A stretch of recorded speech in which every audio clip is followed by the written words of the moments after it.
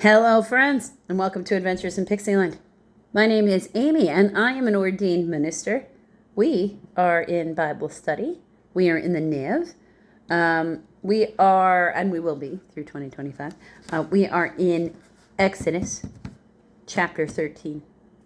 And we're going to do all of Exodus chapter 13. So that actually takes us to verse 22. So not nearly as long as chapter 12. So let's jump in. The consecration of the firstborn. Chapter 13, verse 1. The Lord said to Moses, "Consecrate to me every firstborn male. The first offspring of every womb amongst the Israelites belongs to me, whether man or animal." So as long as it's male, it's his. Then Moses said to the people, "Commemorate this day, the day you came out of Egypt, out of the land of slavery, because the Lord brought you out of it with a mighty hand. Eat nothing containing yeast. Today, in the month of Abib, A-B-I-B, you are leaving, when the Lord brings you into the land of the Canaanites, Hittites, and Amorites, Hivites, and Jebusites, the land he swore to your forefathers to give you, a land flowing with milk and honey. You are to observe this ceremony in this month. For 7 days, eat bread made without yeast, and on the seventh day, hold a festival to the Lord. Eat unleavened bread during those 7 days. Nothing with yeast is to be seen among you, nor shall any yeast be seen anywhere within your borders. On that day, tell your sons, I do this because of what the Lord did for me when I came out of Egypt." Now, seriously, during Passover Seder, there is a whole thing here when there's a back and forth, where the youngest person at the table is supposed to state that to them, to whoever the person leading the Seder is. And this person is supposed to respond this way with these words. So literally still done in Jewish households today. Okay.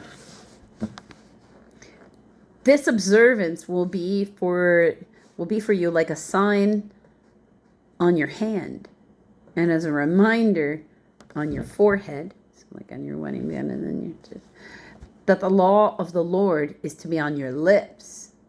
For the Lord brought you out of Egypt with his mighty hand.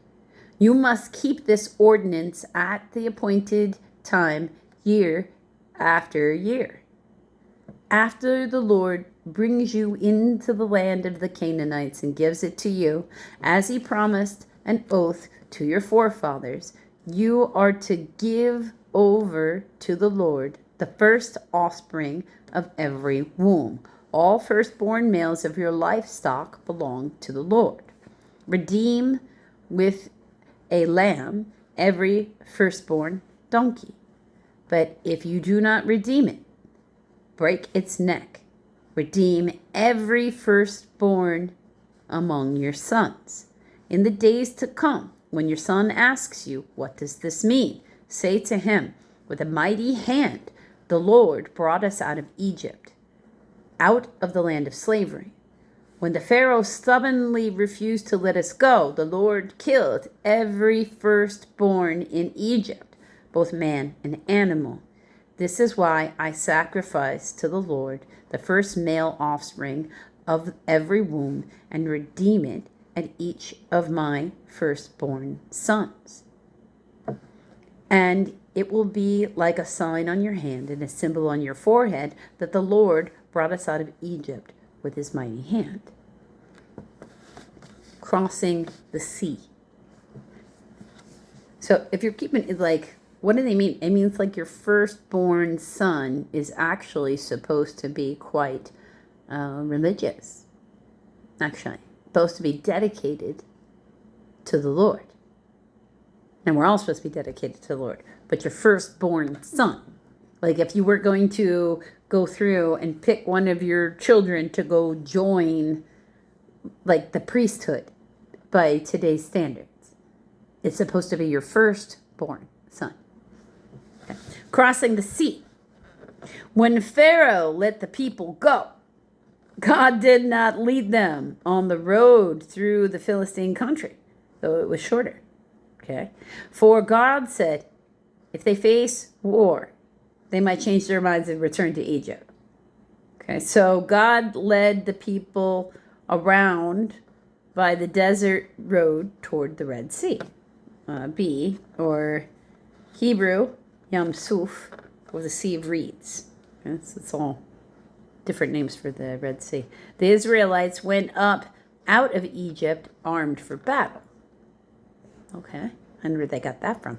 Moses took the bones of Joseph with him because Joseph had made the sons of Israel swear an oath. And he had said, God will surely come to your aid, and then you must carry my bones up with you from this place. All right. After leaving Succoth, they camped at Etham on the edge of the desert.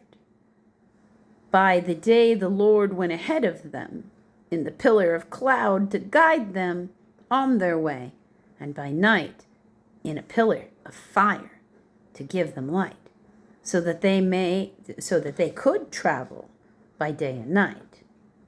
Neither the pillar of cloud by day nor the pillar of fire by night left its place in front of the people. So this flame was just always lit day and night. Just so that, and same thing with the cloud.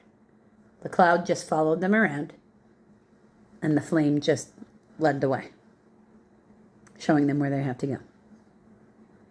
So it's pretty cool. I've never had a cloud follow me around before. Can't say, like, I mean, I've been on some organized hikes through some cool places. So a torch, but not necessarily made of fire. Following that, when you're somewhere in the middle of some guided hike and it might be getting closer to dusk. Done that. Here's the forecast for tomorrow. Sorry about that. Didn't think you really needed to hear the weather in Tucson for tomorrow, anyway. Probably wouldn't do you any much good. So, until the next video, friends.